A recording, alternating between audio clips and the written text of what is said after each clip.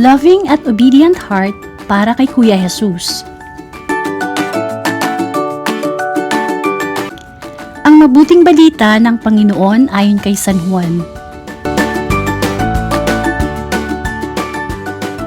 Noong panahong iyon, sinabi ni Jesus sa kanyang mga alagad, "Kung iniibig ninyo ako, tutuparin ninyo ang aking mga utos. Dadalangin ako sa Ama at kayo'y bibigyan niya ng isa pang patnubay na magiging kasama ninyo magpakailanman. Ito'y ang Espiritu ng katotohanan na hindi matanggap ng sanlibutan sapagkat hindi siya nakikita ni nakikilala ng sanlibutan. Ngunit nakikilala ninyo siya sapagkat siya'y sumasa inyo at nananahan sa inyo. Hindi ko kayo iiwang nangungulila. Babalik ako sa inyo. Kakaunting panahon na lamang at hindi na ako makikita ng sanlibutan. Ngunit ako'y makikita ninyo, sapagkat mabubuhay ako at mabubuhay rin kayo. Malalaman ninyo sa araw na iyon na ako'y sumasa Ama, kayo'y sumasa akin at ako'y sumasa inyo. Ang tumatanggap sa mga utos ko at tumutupad nito ang siyang umiibig sa akin. Ang umiibig sa akin ay iibigin ng aking Ama. Iibigin ko rin siya at ako'y lubusang magpapakilala sa kanya."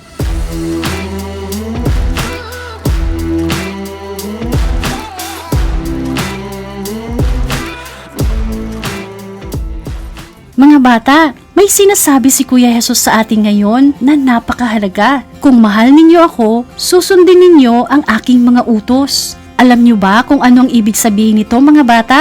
Kapag mahal natin ang isang tao, tulad ni nanay at tatay, pinapakinggan at sinusunod natin sila. Hindi dahil sa takot tayong mapagalitan nila, kundi dahil mahal natin sila. Ganon din kay Kuya Jesus, mga bata. Hindi sapat na sabihin lang natin, "Mahal kita, Kuya Jesus." Ang tunay na pagmamahal sa Diyos ay nakikita sa kung paano tayo nakikinig ng kanyang mga turo at kung paano natin ginagawa araw-araw. Halimbawa, kapag tumutulong tayo sa gawaing bahay, masaya si Kuya Jesus. Kapag nagsasabi ka ng totoo kahit mahirap, sinusunod mo ang kanyang utos. Dahil ipinangako ni Kuya Jesus na hindi nga tayo iiwan. Sinabi niya na ibibigay niya sa atin ang Espiritu Santo, ang ating gabay at kaibigan, upang tulungan tayo na mas piliin ang tama at mabuti at labanan ng mali. Ang Espiritu Santo ang tumutulong sa atin na malaman kung ano ang totoong tama, maging mabait at mapagmahal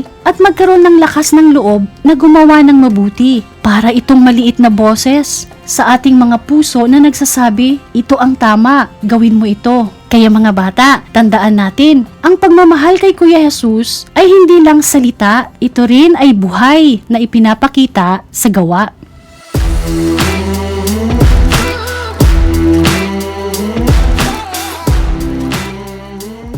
Paano natin maipapakita na mahal natin si Kuya Jesus? Sa loob ng ating tahanan, tumulong sa paghahanda ng pagkain o pag-aayos ng mesa, magsabi ng po at opo. Sa mga simpleng gawaing ito, ipinapakita mong si Kuya Jesus ay nasa puso mo. Sa paaralan o kaibigan, isama sa mga laro ang nalulungkot o nag-iisa. Magsalita ng mabuti, iwasan ang panunukso o pambubuli. Kapag mabait ka sa kapwa, nararamdaman nila na si Jesus ay nasa iyo. Sa kapaligiran, magtapon ng basura sa tamang lugar, magtipid ng tubig at kuryente, at maglinis ng paligid kahit walang nakakakita. Ang pag-aalaga sa kalikasan ay pagmamahal din na galing kay Kuya Jesus. Tandaan natin mga bata, sa tuwing tayo ay nagmamahal, tumutulong at gumagawa ng mabuti, si Kuya Jesus ay nabubuhay sa atin.